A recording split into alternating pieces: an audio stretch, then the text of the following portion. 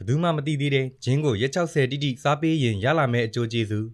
လူကြီးမင်းတို့အိမ်တွင်းပြည့်အစားအသောက်တွေကနေအကျိုးကျေးဇူးပေါင်းများစွာရလာမယ်ဆိုတာကိုယုံကြည်ပါသလားပဏိသီဝဆေးတွေအများကြီးသုံးစရာမလိုပဲငွေကုန်ကြေးကျတက်တာစေမဲ့အိမ်တွင်းဆေးဖော်နည်းပေါင်းများစွာရှိပါတယ်လူကြီးမင်းဟာဂျင်းကိုရက်ပေါင်း60တိတိနေတိုင်းသာစားကြည့်မယ်ဆိုရင်ခန္ဓာကိုယ်မှာတကယ်ကိုထူးခြားတဲ့ပြောင်းလဲမှုတွေဖြစ်လာမှာပါဂျင်းကိုစားခိုင်းလို့ကျွန်တော်ဂျင်းထည့်ပြီးပြောမှာမဟုတ်ပါဘူးကိုဗစ်ကာလမှာဂျင်းပြုတ်ရည်နဲ့ဖျားနာတဲ့အခါမျိုးတွေမှာဂျင်းကိုသုံးဆွဲပေးရတယ်ဆိုတာကိုမှတ်မိကြတယ်မလားဂျင်းကိုစားပြီးမိနစ်30အတွင်းမှာတင်သူ့ရဲ့အစွမ်းထက်ဓာတ်တွေကသွေးထဲကိုဆရောက်သွားပြီးပြုတ်ဝံခြင်းတာအစာမကြည်တာနဲ့ဗိုက်ထဲမအီမသာဖြစ်တာတွေကိုချက်ချင်းဆိုသလိုတက်တာစီပါတယ်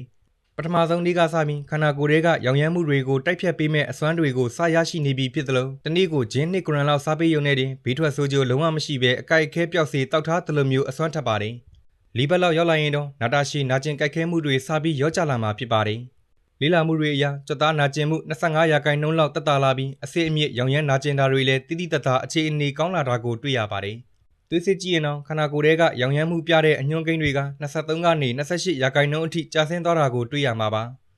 6ဘက်ကနေ10ဘက်ကြားမှာတော့ခန္ဓာကိုယ်ရဲ့ဇီဝဖြစ်ပျက်မှုတွေပြောင်းလဲလာပြီးသွေးတွင်းတကြားတက်က12%လောက်အထိကျသွားတဲ့အပြင်အင်ဆူလင်ဆန်းဆောင်ရည်လည်းပိုကောင်းလာလို့စီးကျိုဖြစ်နိုင်ခြေကိုအများကြီးလျှော့ချပေးပါတယ်